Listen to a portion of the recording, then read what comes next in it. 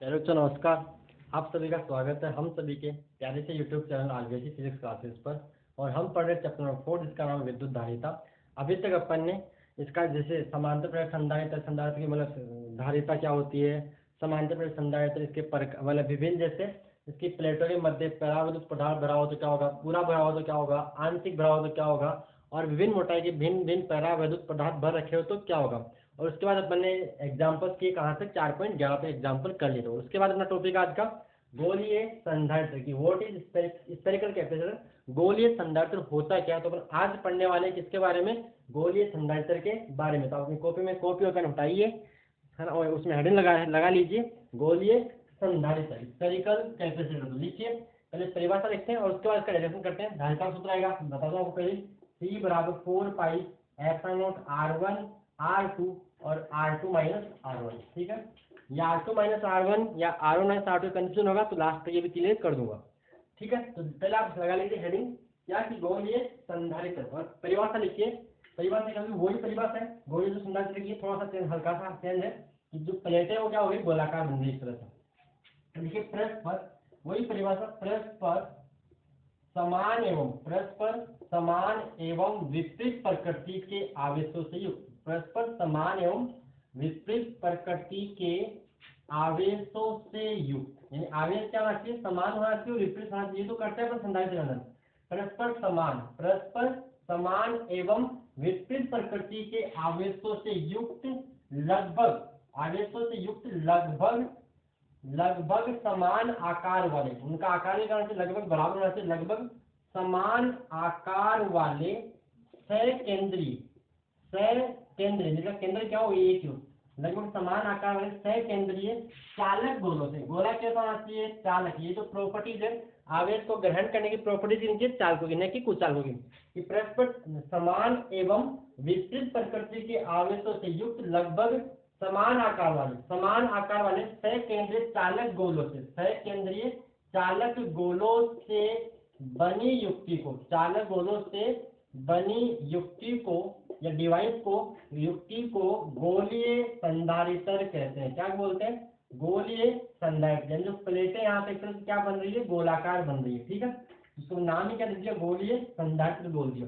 कि परस्पर समान और विपरीत, यानी जो प्लेट है वो क्या होनी चाहिए, उनके ऊपर आवेश समान भी होना चाहिए और विपरीत प्रकृति का भी होना चाहिए। मान लो वही अगर एक पर धनावेश है तो दूसरे में क्या होगा, ऋणावेश होगा, है ना।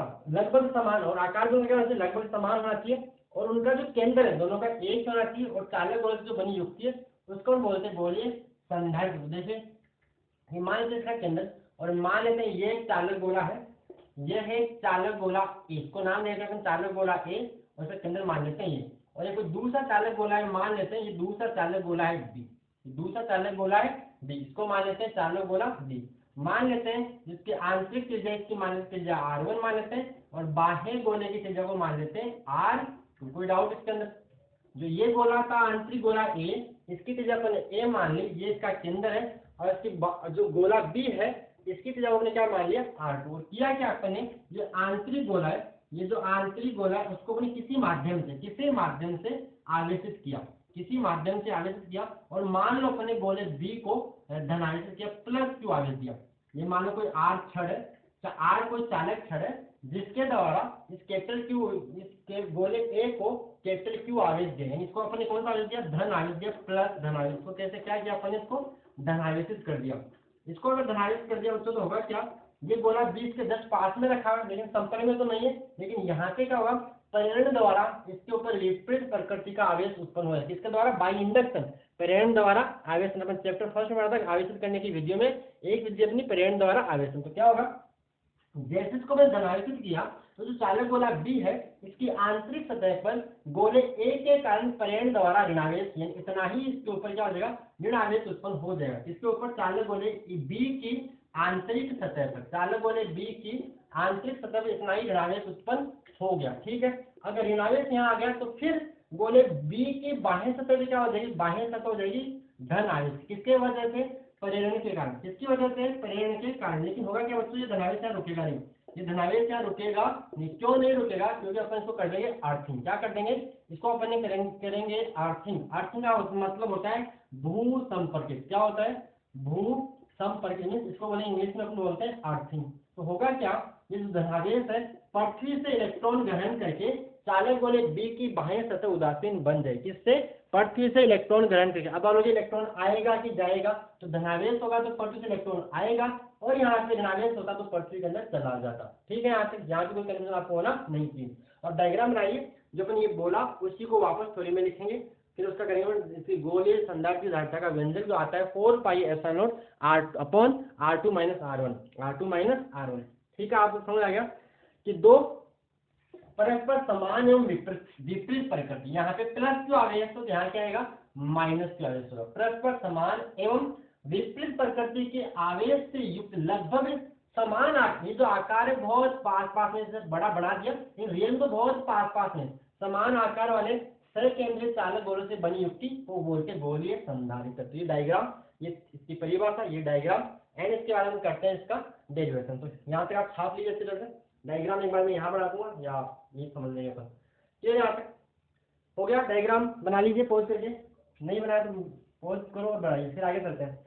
अब जो इसको जो काम किया उसी को थ्योरी में लिखना है। ठीक है, तो इसको मैं लिख रहा हूँ आगे थ्योरी में, यहाँ से ला रहा हूँ और ये थ्योरी में इसको लिख रहा हूँ। देखिए अब किया क्या अपन, चालक गोले ए को क्यू आवेश से धनावेशित किया, किसकी सहायता से, इस छड़ की सहायता से। कौन सी, इसको छड़ को अपने बोल दिया पी क्यू आर बोल दिया, पी में मान लो आर, छड़ का नाम अपने आर दे रखा, मान लो छड़ का नाम दे दिया अपन ने, आर दे दिया। तो क्या लिखोगे कि छड़ आर द्वारा, ऐसा लिखो पहले कि माना कि दो चालक गोले, माना कि दो चालक गोले ए व बी, माना कि थोड़ी लिखिए साथ साथ, माना कि दो चालक गोले ए व बी जिनकी त्रिज्या, जैसा अपन ने काम किया, मेरा काम ये होता है हमेशा डायग्राम से थोड़ी लिखूंगा।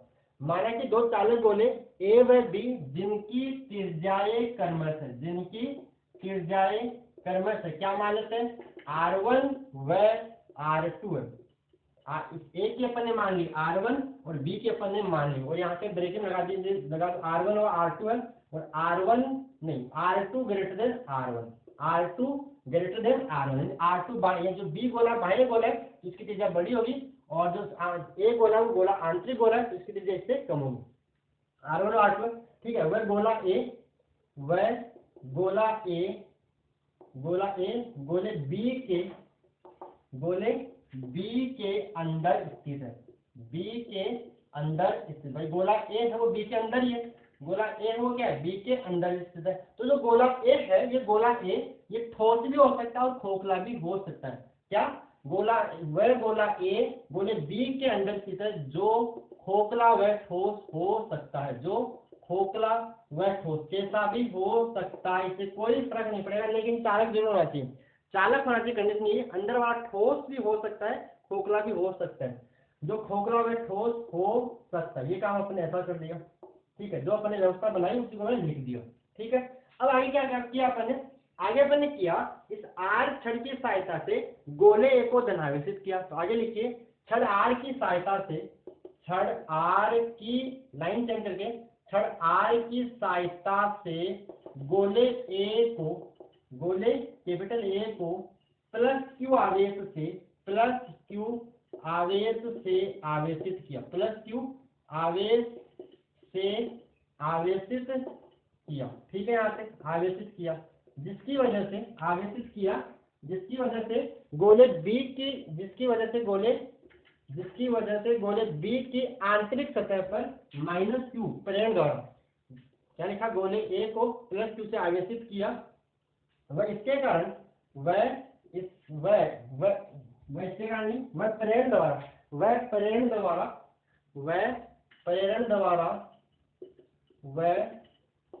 द्वारा गोले बी की आंतरिक सतह पर माइनस क्यू आवेश उत्पन्न हो गया, माइनस क्यू आवेश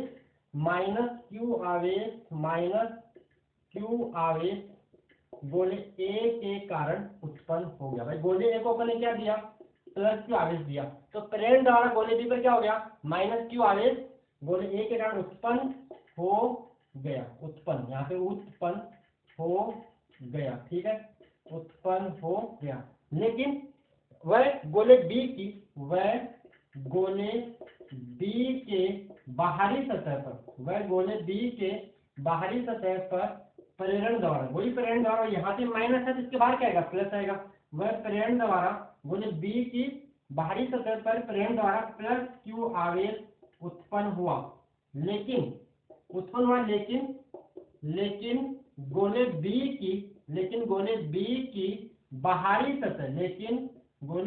की बाहरी सतह भू संपर्कित होने के कारण यहाँ पे क्या है भू संपर्कित होने के कारण, ठीक है ना, आगे भू संपर्कित होने के कारण गोले बी की बाहरी सतह भू संपर्कित होने के कारण यह पृथ्वी से इलेक्ट्रॉन ग्रहण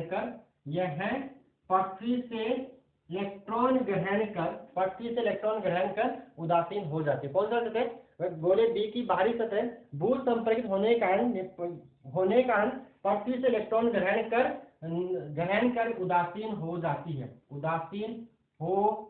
है।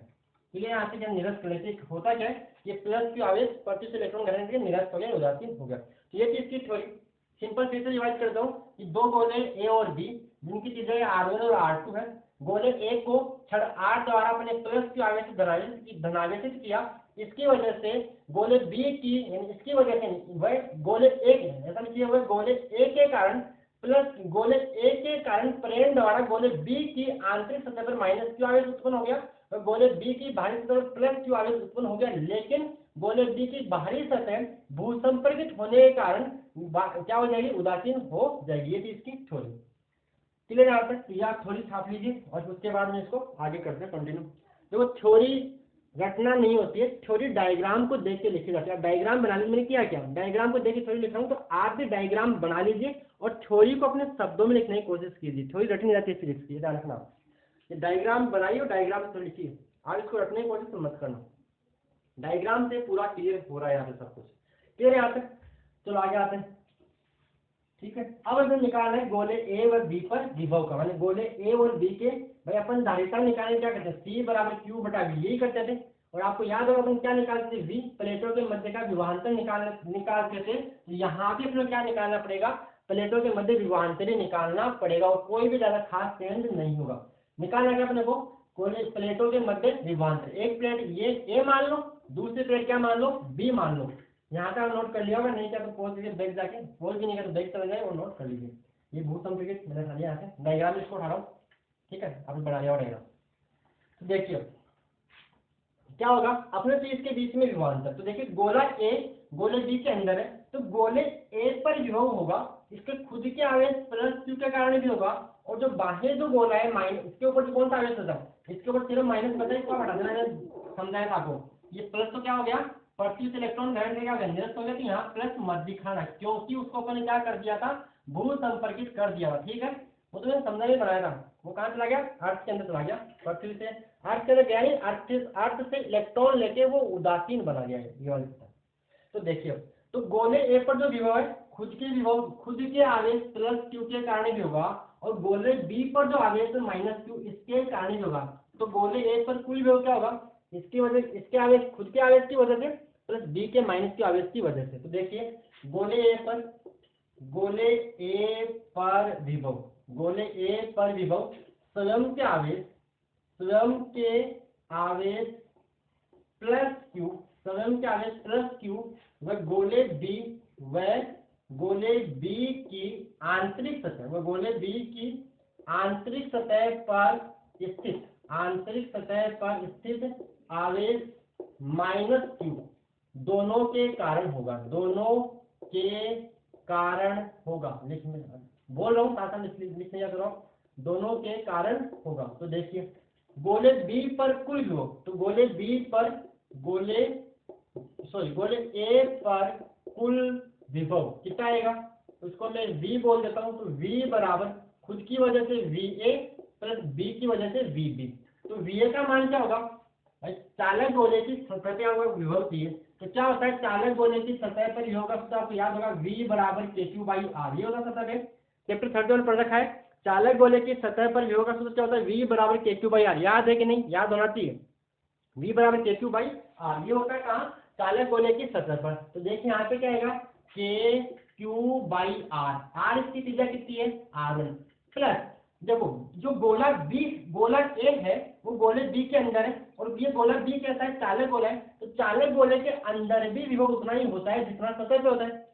चालक गोले के अंदर भी विभव उतना ही होता है जितना सतह पे होता है। तो चालक गोले बी पर सतह पर विभव कितना है, के क्यू बाई आर टू। चालक गोले बी की सतह पर विभव कितना होगा, के क्यू बाई कैपिटल आर, ये होगा के क्यू बाई कैपिटल आर। मैं गोले बी की बात कर रहा हूँ, गोले बी की सतह पर जितना विभव होगा उतना ही विभव इस गोले बी के अंदर होगा, और जो चालक गोला ए है वो गोले बी के अंदर बैठा हुआ है। तो यहाँ पे इसकी वजह से कितना होगा, के क्यू बाई आर, लेकिन आर कौन सा, R2। तो यहाँ पे क्या आएगा, के क्यू, और क्यू यहाँ पे क्या है माइनस, अपॉन नीचे क्या आएगा R2। याद है विभव के सूत्र में क्यू का मान चिन्ह के साथ रखते हैं, याद बनाते हैं आपको। तो के क्यू अपॉन R1 माइनस के क्यू अपॉन R2, ये आ गया गोले बी पर विभव, ठीक है, सॉरी गोले ए पर विभव। गोले बी का जो, गोले बी के विभव के बारे में क्या बोलना आपका बताइए, क्या गोले बी पर कुछ विभव होगा या कुछ नहीं होगा। तो गोले बी पर कोई विभव नहीं होगा, क्यों नहीं होगा, क्योंकि बच्चों इसको अपन ने कर रखा है अर्थिंग, क्या कर रखा है, अर्थिंग कर रखा है। तो इसका सारा का सारा पोटेंशियल, सारा का सारा योग धरती में चला जाएगा, ठीक है।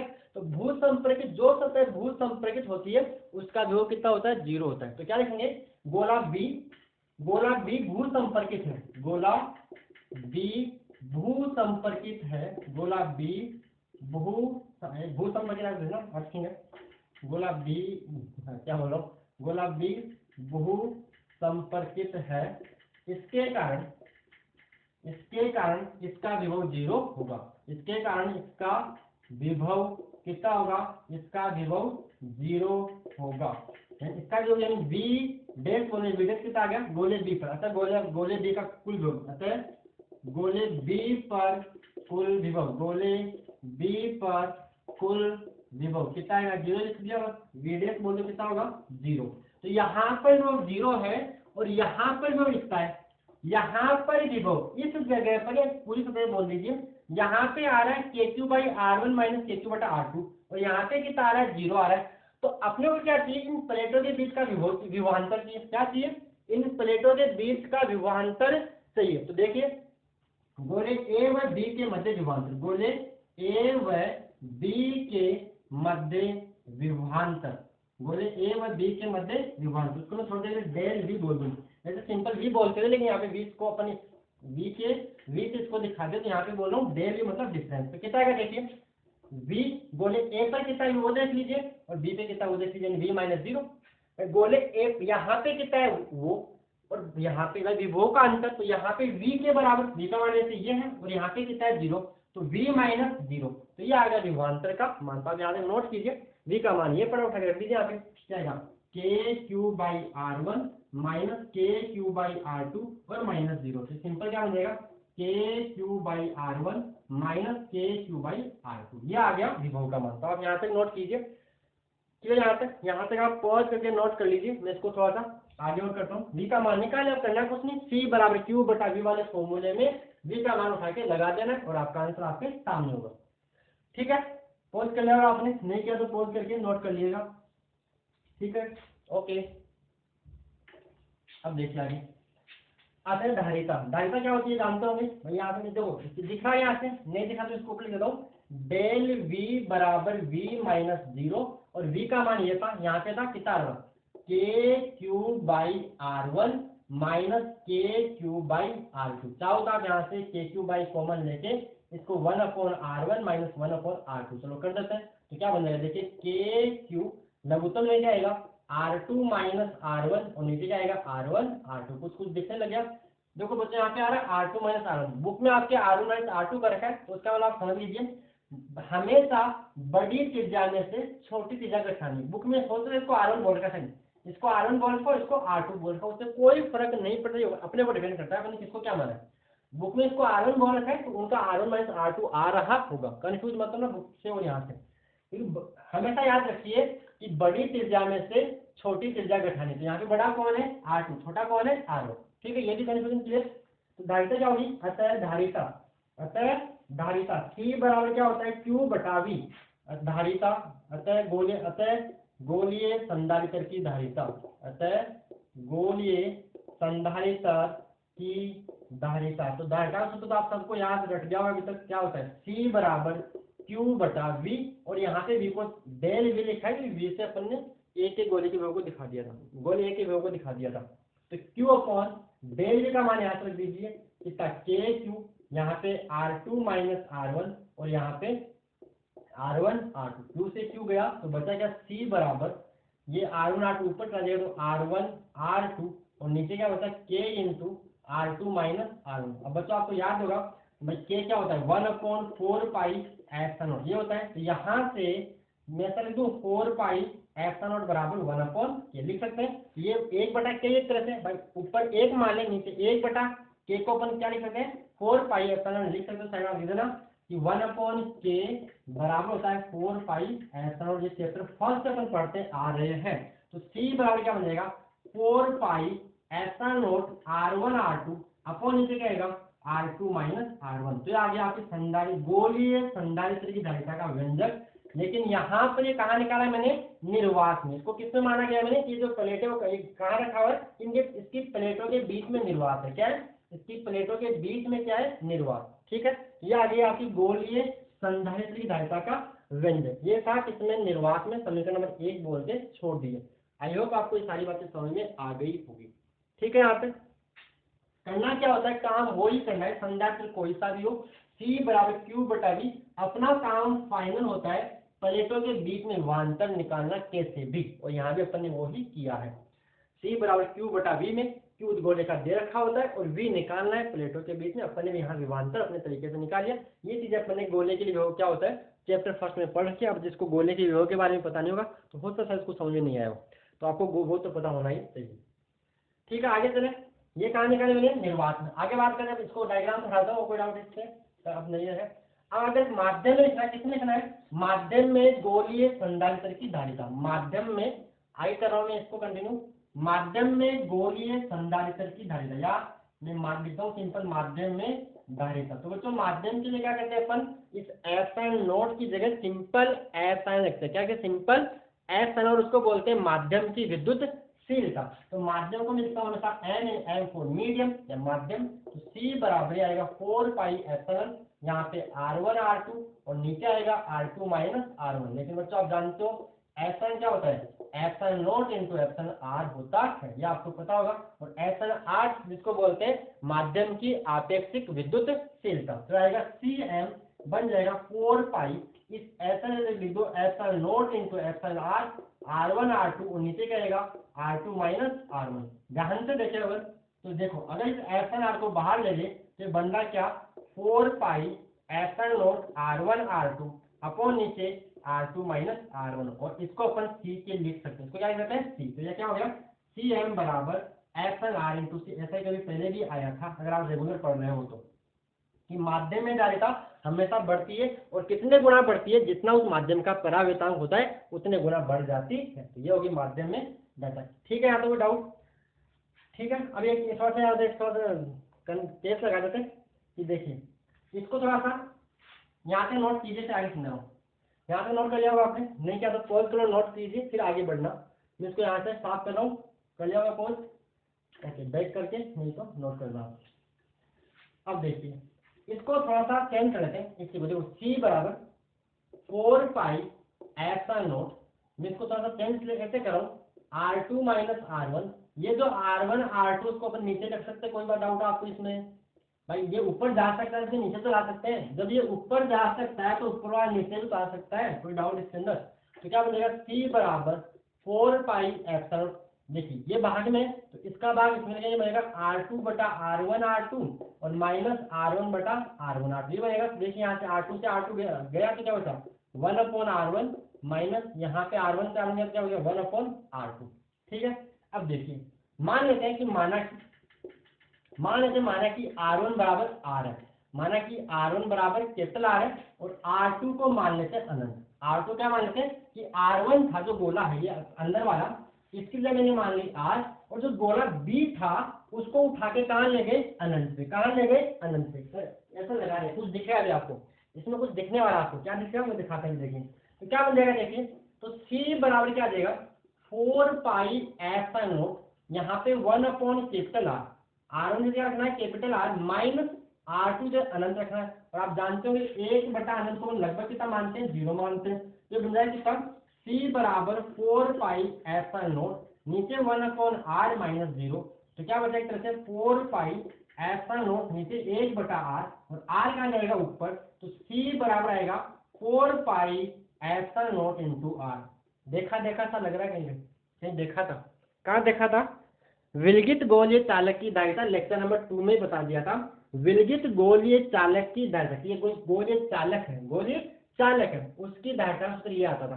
तो ये भी जो विलगित गोलीय चालक है वो भी एक तरह से गोलीय संधारित्री है। क्या है, विलगित गोलीय चालक भी एक गोलीय संधारित्री है। उसकी एक प्लेट कहाँ होती है, अनंत पर, एक प्लेट कहाँ होती है, अनंत पर, यानी बहुत दूर, अनंत पर मतलब बहुत दूर। तो देखो बच्चों हुआ क्या, इसकी अपन ने जब सवाल किए थे इसकी धारिता बहुत बहुत कम आ रही, जैसे हमने एग्जाम्पल में फर्स्ट किया होगा, उसके आगे 0.711 माइक्रोफेट कुछ ऐसा आ रहा था, ये आ रहा था।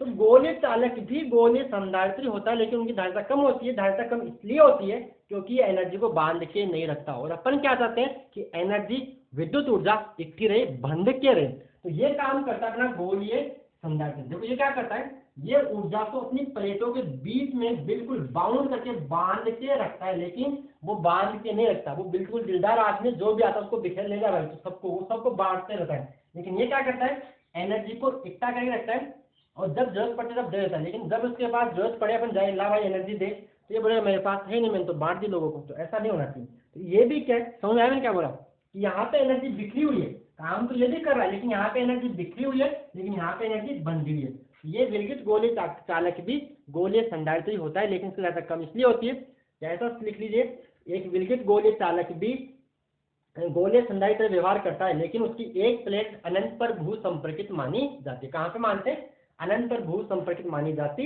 लिखना है लाइन कि लिख लेना, मैं लिख नहीं रहा हूँ, कि एक विलगित गोलीय चालक भी गोलीय संधारित्री व्यवहार करता है, लेकिन उसकी एक प्लेट अनंत पर भू संपर्कित मानी जाती है। ठीक है, तो ये तो आपका गोलीय संधारित्र के बारे में सूत्र आपको याद होना चाहिए। कौन सा वाला, C बराबर 4 पाई वाला, 4 pi epsilon not R1 R2 upon नीचे R2 माइनस R1। ये सूत्र आप याद कीजिए। माध्यम में चेंज करना तो कुछ नहीं करना होता है, एप्सिलॉन नॉट के साथ में आप एप्सिलॉन आर और लगा देना, माध्यम आप चेंज कर दो। मैं तो बोला आप एक याद कर लीजिए, और जब भी माध्यम में लिखना हो तो एप्सिलॉन नॉट के साथ एप्सिलॉन आर और लगा देना। यही तो काम करते हैं, एप्सिलॉन नॉट के साथ एप्सिलॉन आर और लगा देना। और हमेशा यही काम करते हैं, बल निकालते हैं माध्यम में तो यही करते हैं, माध्यम विद्युत से निकालते तो भी यही करते हैं, माध्यम विद्युत से निकालते तो भी अपन यही करते हैं। ठीक है, तो ये हो गया आपकी गोलीय संधारित्र धारिता का व्यंजक। बोर्ड में कई बार पूछ सकता है गोलीय संधारित्र की धारिता का व्यंजक व्युत्पन्न कीजिए, तो आपको ये करना है जो मैंने आपको बताया। इजी वे में थोड़ा सा बुक में कंफ्यूज भी कर रखा है, मैंने उसको सिंप्लीफाई कर दिया। बुक में अंदर माइनस दिया है, बाहर प्लस दिया है, ऐसा कुछ, तो उससे कोई फर्क नहीं पड़ता, आपका आंसर फाइनल आना चाहिए। ठीक है, नोट कर लिया होगा आपने, पॉज करके, नहीं किया तो बैक करके वापस पॉज कर लो और नोट कर लो। आप नोट बनाइए, साथ साथ पूरा स्कूल क्लास में सारे नोट्स क्लियर हो जाएंगे। आप रोज रेगुलर देखते हो सारी वीडियो को, क्योंकि मैं साइंस के डिटेल्स डालता हूँ, कोई भी टॉपिक मिक्स नहीं करता हूँ, और जैसा बुक में सीक्वेंस है उसी सीक्वेंस में डालता हूँ। देखिए आगे, अब एक न्यूमेरिकल कर लेते हैं, क्योंकि एक छोटा सा न्यूमेरिकल है तो अलग वीडियो बना सकते हैं, इसमें करवा दूँ आपको। एग्जाम्पल नंबर आपका इसके जस्ट आगे वाला, गोलीय संधारित्र के जस्ट आगे का जो आपका एग्जाम्पल है 4.12, 4.1 तो आपका 12वां एग्जाम्पल। एग्जाम्पल नंबर 12 का सोल्यूशन यही करवाता हूँ। देखिए क्या बोल रखा है, इसी के ऊपर न्यूमेरिकल है, जिससे आपका कंसेप्ट क्लियर हो जाए कि अगर सिंपल फॉर्मूला बेस्ड सवाल आ गया मान लो 2 नंबर के अंदर, तो आप इसको कर सकते हो। तो इसमें होता क्या है, यूनिट फर्स्ट जो आपकी इसमें 4 चैप्टर है, chapter first, chapter second, chapter third और चैप्टर फोर्थ। चैप्टर इसमें से जो टोटल कितना नंबर की, 7 नंबर की। तो इसमें एक सवाल आता है 1 नंबर का, एक सवाल आता है 2 नंबर का, और एक सवाल आता है 4 नंबर का। ऐसे इसमें 3 सवाल आते हैं। एक आएगा 4 नंबर का जो बड़ा सवाल आएगा, एक 2 नंबर छोटा न्यूमेरिकल जनरल न्यूमेरिकल पूछता है 2 नंबर में, और 1 नंबर को छोटा सवाल कंसेप्चुअल। ठीक है, तो देखिए ऐसा न्यूमेरिकल आ सकता है। तो देखिए बोर्ड में तो क्या देखा है कि गोलीय संधारित्र के बाहरी एवं भीतर गोले की त्रिज्या, बाहरी को अपन ने क्या मान रखा है R2, अपन ने क्या माना बाहर को R2, तो R2 का मान दिया है 2 मीटर, और तथा 1 मीटर। R1 क्या है? आंतरिक। अपने जो सूत्र निकाला है उसमें R1 आंतरिक है और R2 बाह्य। तो R1 बराबर 1 मीटर तथा पराग अंतराल यानी FNR का मान दे रखा है 8 है। वाला काट दोनों गोलों के मध्य बना है, संधारित्र की धारिता बताइए। संधारित्र धारिता, अभी पराग बराबर है तो माध्यम में धारिता क्या होती है? Cm बराबर क्या आती है? 4 pi epsilon naught epsilon R, यहाँ पे R1 R2 और नीचे क्या आएगा अपना R2 माइनस R1। तो रख दीजिए सारे मान। 4 पाई एप्सिलॉन नॉट को भी मत रखिए, काम आएगा। एप्सिलॉन आर देखिए क्या होता है? 8। R1 का मान कितना दिया है? 2। नहीं, R1 का मान तो दिया है जैसे 1 दिया है, तो यहाँ पे 1 और R2 की जगह रख दो 2 रख दो। नीचे क्या आ रहा है? R2 माइनस R1, 2 माइनस 1 कितना बन जाएगा? देखिए बन गया 4 पाई एप्सिलॉन नॉट इनटू में क्या आ गया? 16। इनटू में क्या आ गया? 16। चाहो तो आप इसका मान रख सकते हो, पाई की 3.14। अगर आपको गुणा भाग करने में मजा आता है 3.14 इंटू 8.85 लिख सकते हो। और आपको गुणा भाग करने में ज्यादा मजा नहीं आता है तो आपके पास तरीका है कि k बराबर 1/4 पाई एप्सिलॉन होता है। तो इसका मान होता है 9 इंटू 10⁻9 होता है। अपने क्या चाहिए? 4 पाई एप्सिलॉन का मान चाहिए, तो 4 पाई एप्सिलॉन का आप ले जाइए यहाँ, उसको ले आइए यहाँ, तो क्या आएगा? 1/9 इंटू 10⁻9। तो इसके क्या दीजिए? इसको डॉट क्या 1/9 इंटू 10⁻9 इंटू में क्या आएगा? 16। तो बन जाएगा 16/9 इंटू 10⁻−9। तो 16 के अंदर 9 का भाग दीजिए तो 9 एकम 9। फिर यहाँ पे कितना होगा? 7। तो यहाँ लगेगा पॉइंट 963 7। फिर से कितना आएगा? 1.77 कुछ आता रहेगा ऐसे इंटू 10⁻−9। 10⁻−9 भाई, ये ऊपर जाके प्लस का 9 माइनस का 9 बन गया। तो इसको अपने क्या लिखेंगे? पूर्णांकित करना आपको आता होगा। इसके आगे वाला अंक 5 से बड़ा है तो अपन इसको एक या इसको दो तक ले लीजिए। इसके आगे वाला अंक 5 से बड़ा है तो अपन इसको 1 बढ़ा देते हैं। तो इसको लिखेंगे 1.78 और 10⁻9 को क्या लिखते हैं बच्चों? मैंने बताया था नैनो, तो इसको लिखेंगे NC। ये इसका आंसर है 1.78 नैनो कूलम। सिंपल आपका फॉर्मूला बेस्ड सवाल था, फॉर्मूला था ये, लेकिन माध्यम में साथ में SNR और लगा देते हैं और SNR को बोलते हैं माध्यम का परावर्तन। ठीक है बच्चों, इस वीडियो में इतना ही। वीडियो अच्छा लगा तो वीडियो को लाइक कीजिए, चैनल को सब्सक्राइब कीजिए जिससे आपको, और बेल आइकन में दबा दिया करो जिससे जो भी मैं वीडियो डालूँ आपको तुरंत उसका नोटिफिकेशन मिल जाए। ठीक है, और दोस्तों के साथ इसको शेयर कीजिए। ओके बच्चों, धन्यवाद।